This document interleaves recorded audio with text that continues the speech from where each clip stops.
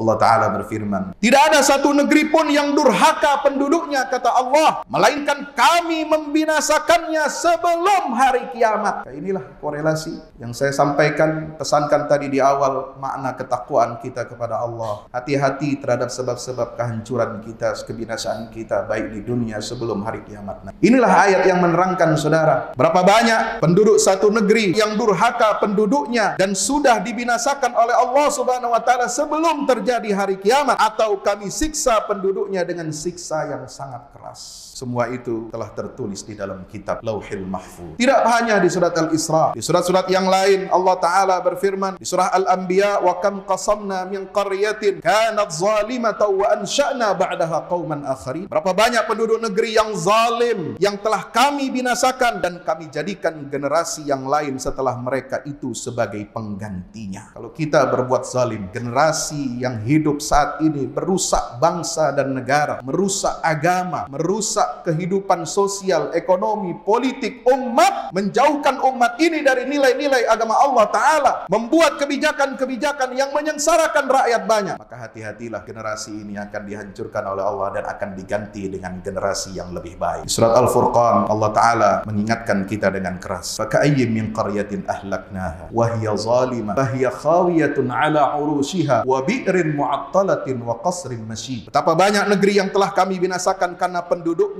berbuat zalim. Penduduk, rakyat dan pemimpinnya berbuat zalim. Rakyat berbuat zalim karena mencontoh pemimpinnya yang zalim. Orang tua, anak yang zalim karena mencontoh orang tuanya yang berbuat zalim. Masyarakat banyak berbuat zalim karena mencontoh tokoh-tokoh masyarakatnya yang berbuat zalim kepada diri mereka dan juga kepada negeri dan bangsa. Maka Allah Subhanahu wa Ta'ala katakan, hati-hati, berapa banyak negeri yang penduduknya, pemimpinnya berbuat zalim, maka yang terjadi adalah runtuhlah bangunan-bangunannya. Fahiya khawiyatun ala urushiha wa bi'rin mu'attalah, bahkan sumur-sumur banyak ditinggalkan. Wa qasrin masyid, dan berapa banyak istana-istana yang dibangun yang tinggi tidak ada penghuninya lagi. Demikian pula ayat 48 Allah Ta'ala berfirman, wa kam min qaryatin amlaytu laha wa hiya zalimah thumma akhadtuha wa ilayyal masir. Berapa banyak negeri yang aku tangguhkan kehancurannya karena penduduknya berbuat zalim, kemudian aku siksa mereka dan hanya kepadakulah, kata Allah, tempat kembali segala sesuatu. Apa pelajaran dari banyak ayat yang telah kami sampaikan ini? Bahwa kita sebagai umat, kita sebagai bangsa dan negara yang telah banyak dikaruniakan begitu banyak nikmat dari Allah Ta'ala. Nikmat kemerdekaan, nikmat kekayaan sumber alam yang luar biasa, nikmat demografi penduduk yang hebat, yang begitu banyak, yang bisa kita kelola dengan baik, bisa kita arahkan untuk kemajuan bangsa dan negara yang kita cintai ini.